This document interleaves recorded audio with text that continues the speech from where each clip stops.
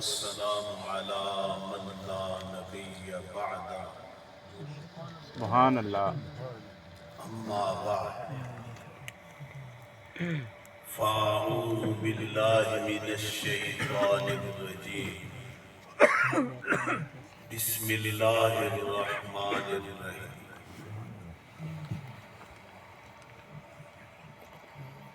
ضرب الله مثلا عبدا مملوكا لا يقدر على شيء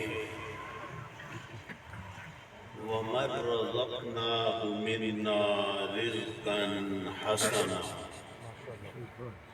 فهو ينفق منه سرا وجهرا هل يستوون الحمد لله بل أكثرهم لا يعلمون صدق الله مولانا العظيم.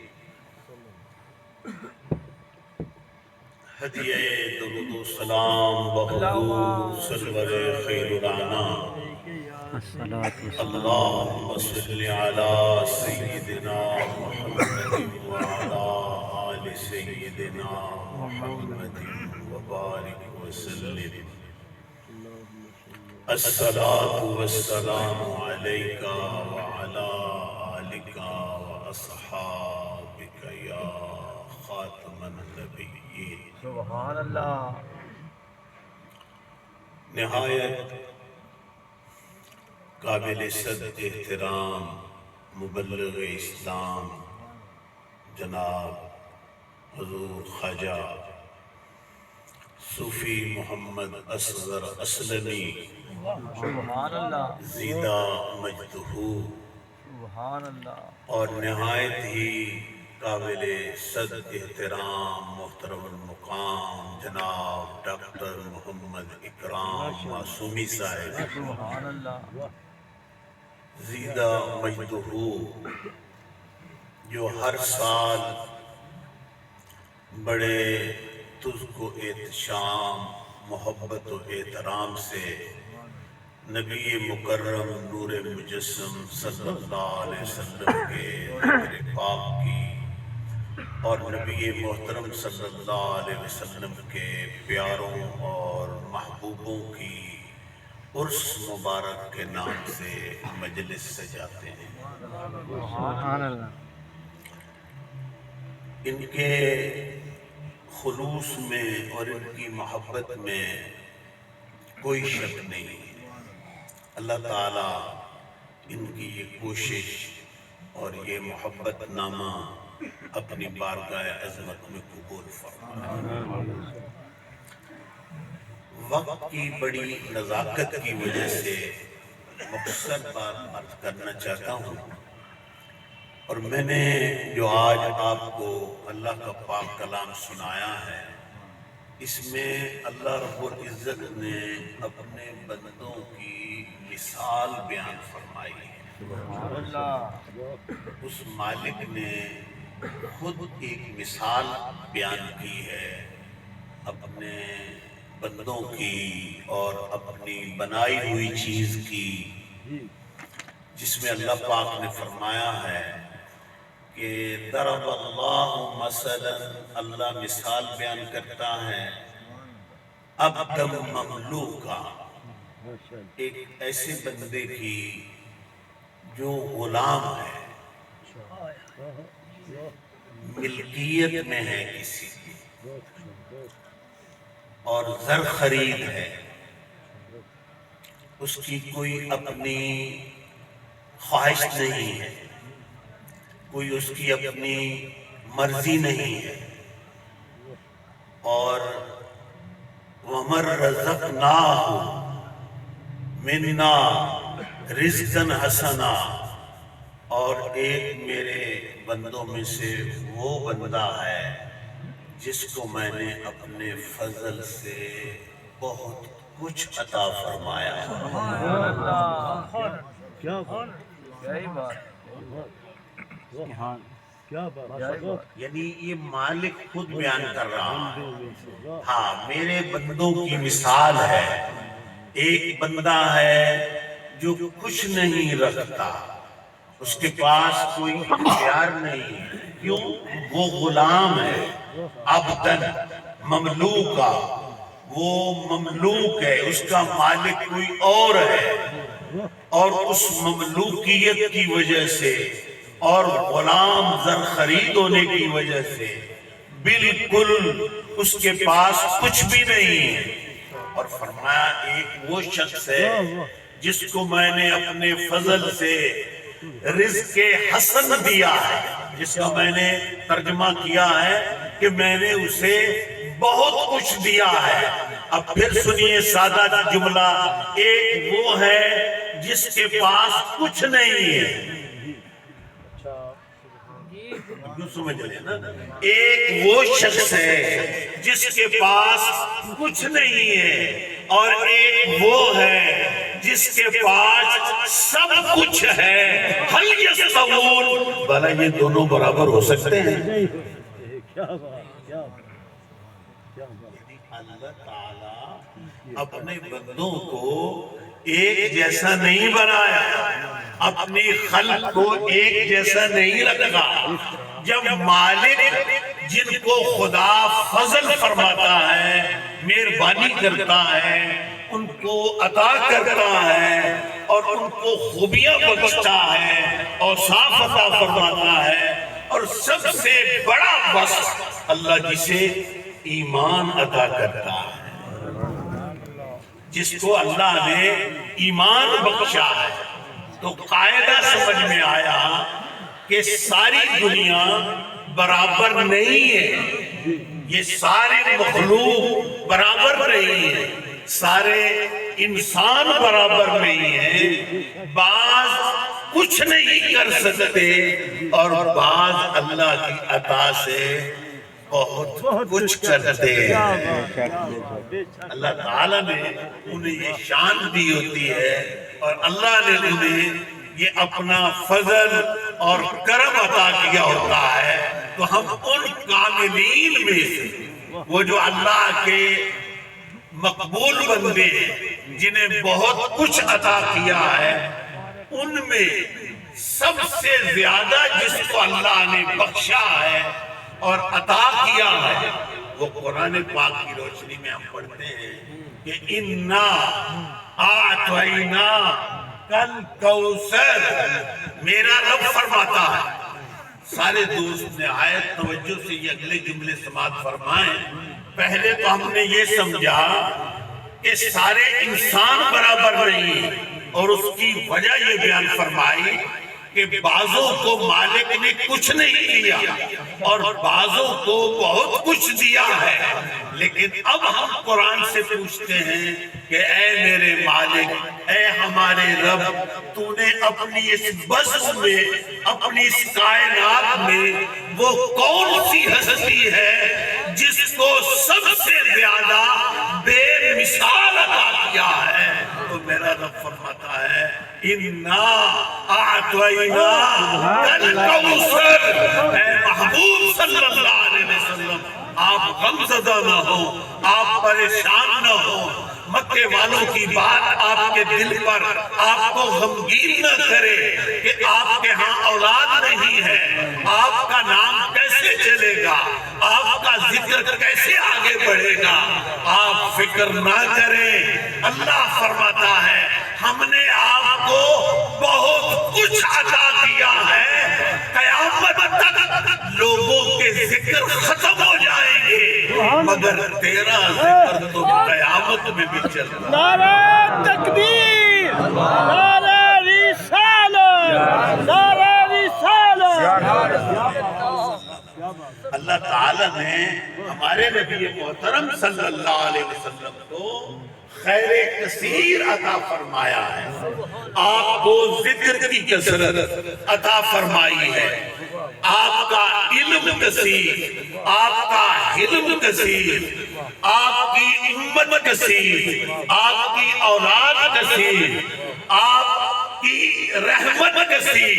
خدا رب اعظم جل نے اس کثرت کو کیسے بیان فرمایا ہے؟ فرمایا وما ارسلناک الا رحمتا للعالمین. ہم نے بندوں کو رحمت دی ہے، کوئی خاندان کے لیے، کوئی قوم کے لیے، کوئی گھر والوں کے لیے، کوئی علاقے کے لیے، کوئی ایک نسل کے لیے، کوئی ایک رنگ کے لیے، کوئی ایک زبان کے لیے، مگر اللہ نے فرمایا اے میرے محبوب تو نہ ایک علاقے کے لیے رحمت بن کر آیا، نہ ایک قوم کے لیے رحمت بن کر آیا. تیری بعثت اور تیری تشریف آوری تو میری ساری مخلوق کے لیے رحمت بن کر آئی. نبی محترم نور مجسم صلی اللہ علیہ وسلم اپنوں پر بھی مہربان، اور اگر کوئی غیر بھی آپ کی نظر میں آیا تو اللہ کے نبی نے اس پر بھی کرم فرمایا. میں ایک آپ لوگوں کو نبی محترم صلی اللہ علیہ وسلم کا ایک واقعہ عرض کرتا ہوں، جس میں یہ جملہ جو میں نے آپ کو پہنچایا ہے اس میں اپنے نبی کی رحمت اور اپنے نبی کی کرم نوازی، جنہیں خدا بخشتا ہے، عطا کرتا ہے، پھر ان کی کرم نوازیوں کا عالم بھی کچھ اور ہوتا ہے. آپ صلی اللہ علیہ وسلم مکی زندگی میں آپ کا اور میرا آقا کعبۃ اللہ شریف کا طواف کر رہے تھے. موجودہ ماحول نہیں تھا کہ ہر وقت بھیڑ لگی رہتی ہے. اس زمانے ایسا نہیں ہوتا تھا. کوئی باہر سے آنے والا ایک شخص طواف کر رہا ہے اور بعض اوقات کوئی بھی اس وقت طواف کرنے والا نہیں ہوتا تھا. یہ نبی محترم صلی اللہ علیہ وسلم کی آمد کے بعد اور فتح مکہ کے بعد پھر کعبے کو وہ شرف ملا کہ ہر وقت نبی پاک کے غلام اور آپ کے چاہنے والے اس کے ارد گرد رب کا ذکر کر رہے ہیں. لبیک کی سزائیں دینے والے اب سبحان اللہ، الحمدللہ، لا الہ الا اللہ اس کا ذکر کر رہے ہوتے ہیں، کثرت سے اللہ کی بارگاہ میں عرض گزاریاں کر رہے ہوتے ہیں. لیکن وہ ماحول ایسا نہیں تھا. آپ صلی اللہ علیہ وسلم اکیلے طواف فرما رہے تھے کعبہ شریف کا. مکے کے مخالفین جو تھے آپ کے، قریش، دشمنان اسلام، انہوں نے ایک اجنبی شخص مکے میں آیا تو اس کو اسلحہ دے کر، تلوار دے کر، خنجر دے کر، جس کو وہ اپنی چادر میں چھپائے اور احرام کی چادر اسے عطا کر کے دے کہ تو بھی جا کے کعبے کا طواف کر، مگر اپنی بغل میں یہ خنجر چھپا کے رکھ. جب مصطفیٰ کریم کے قریب ہو جائے تو اس کی پشت میں یہ زیر آلود خنجر تو لگا دے. تو اجنبی ہے، تجھے کوئی جانتا نہیں ہے، ہم تجھے مالا مال کر دیں گے، تو چلا جا، بعد میں ہم قریشیوں سے، ہاشمیوں سے نبٹ لیں گے، ان کو یعنی مال دیں گے اور اس کی رقم بدلے میں دیں گے اور انہیں راضی کر لیں گے. وہ شخص بھی ان کے داؤ میں، مکر و فریب میں آ گیا.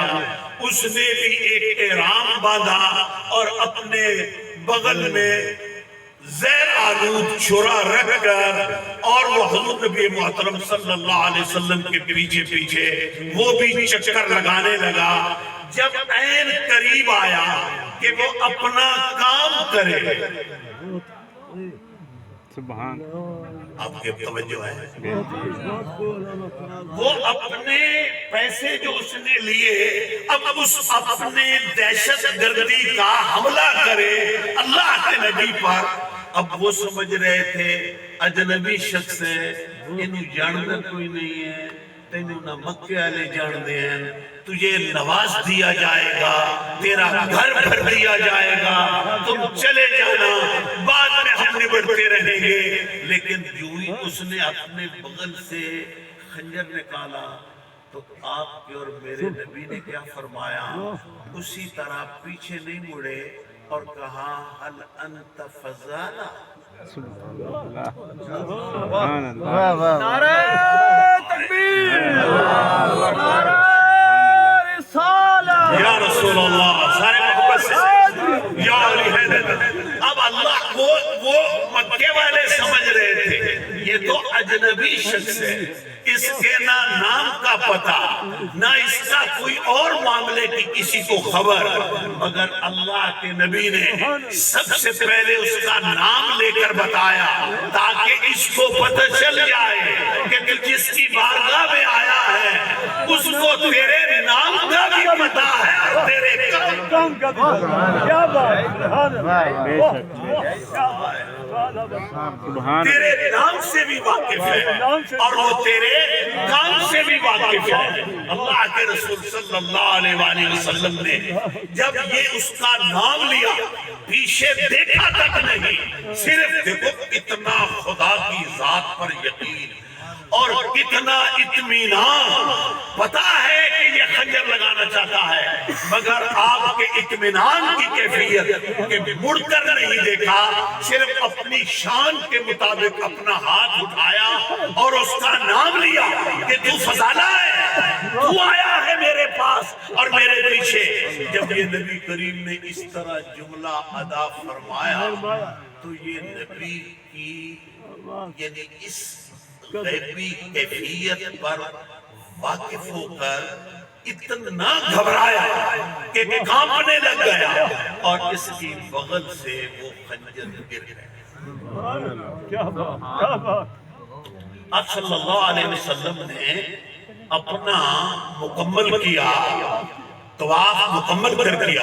اب اس کے پاس تو ہمت نہیں تھی یہ تو کانپ رہا تھا اس کے پاس تو ہمت نہیں تھی کہ آگے قدم رکھتا نبی پاک نے طواف مکمل کر کے اس کا آخر ہتھیار اٹھایا واہ کیا بات سبحان اللہ ہتھیار اٹھا کر کیا کہا نے فرمایا یہ تو امن کی جگہ ہے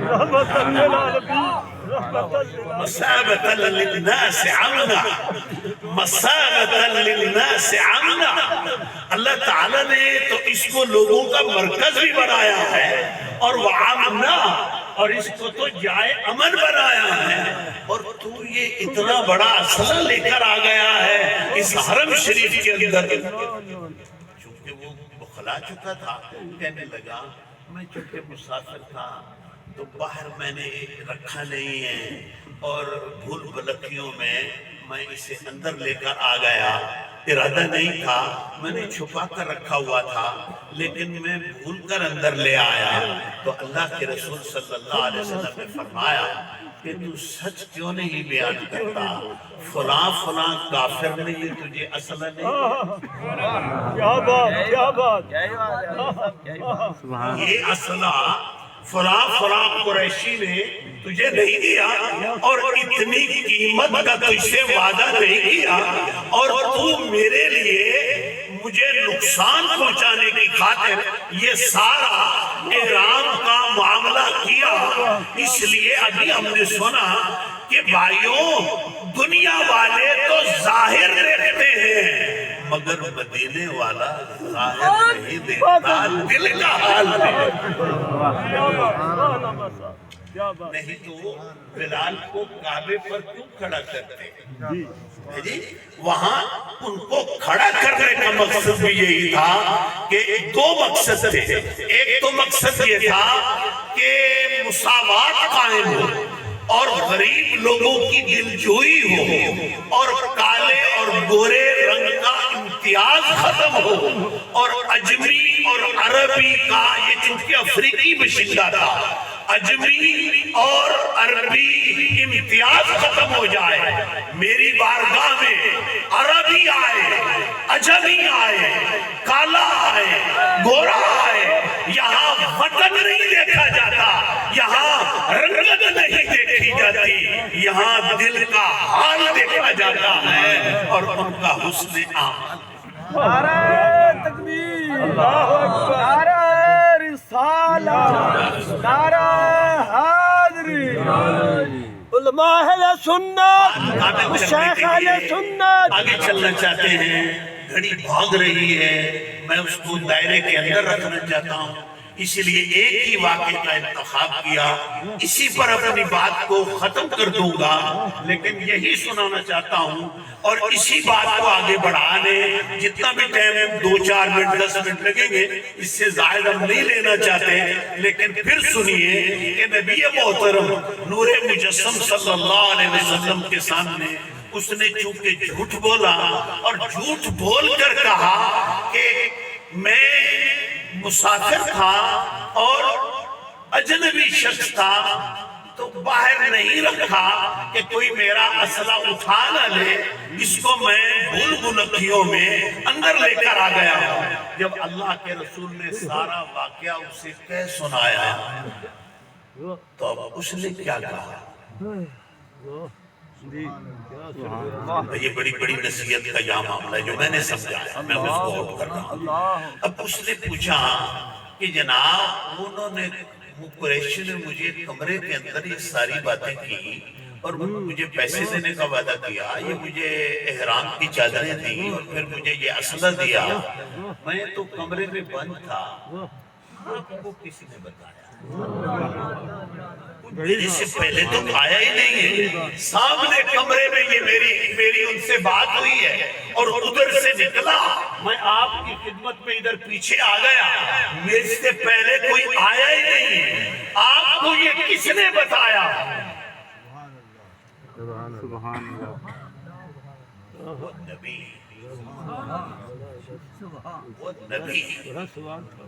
نبیوں کی دعوت کا انداز ایسا نہیں ہوتا کہ وہ شخصیت کی طرف دعوت دے، وہ خدا کی طرف دعوت دے۔ نبی محترم صلی اللہ علیہ وآلہ وسلم نے اس کو یہی کہتے ہیں میرا علم ہے، میری شان ہے، میرا مقام ہے، میرا درجہ ہے، میری عظمت ہے، میری بزرگی ہے، مجھے پتہ چل گیا، میں نے تیرے حال جان لیا، تیری کیفیت جان لی۔ ایسا کوئی جملہ نہیں کہا، آپ نے فرمایا اے فضالہ جس نے مجھے نبی بنایا ہے وہی مجھے یہ باتیں بتا رہا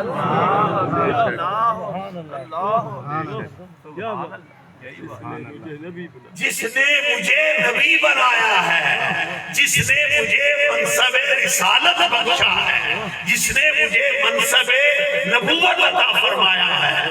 بات یاد رکھا کرے، آپ بھی دنیا میں جب کبھی کوئی ذات کی طرف صرف شخصیت کی طرف بلانے لگ جائے تو پھر سوچا کرو کہ یہاں کوئی کیفیت درست معلوم نہیں ہوتی۔ جب کوئی تمہیں مدینے والے کی طرف اور مدینے والے کی خدا کی طرف بلانے لگ جائے تو پھر بھائیوں ایسا ہی ہوتا ہے کہ ادھر نظر پڑتی ہے ادھر ان کے دلوں میں کلمہ جاری ہو جاتا ہے۔ اللہ پاک ایسا مقام عطا فرماتا ہے۔ آؤ چند جملے باقی رہ گئے جو بڑے قابل تفہیم ہیں۔ یہاں میں ایک اور جملہ ضرور عرض کرنا چاہتا ہوں کیونکہ نصیحت کے جملے بہت اہم ہوتے ہیں۔ نبی محترم صلی اللہ علیہ وآلہ وسلم کا مدینہ شریف میں ایک بیٹا انتقال کیا، اس کا نام ابراہیم تھا۔ تو جب اس کو دفنا رہے تھے تو قبر کی تیاری اور دفناتے ہوئے جو سورج تھا اس کو گہن لگ گیا۔ نبی کریم کا بیٹا دفنایا جا رہا ہے اور سورج کو گہن لگ گیا، ٹھیک ہے، ادھر قبر تیار ہو رہی ہے۔ تو اب یہ حضور کے غلاموں کے دل میں بھی خیال آیا، آخر اللہ کے نبی کا بیٹا تھا، گہن تو لگنا ہی تھا۔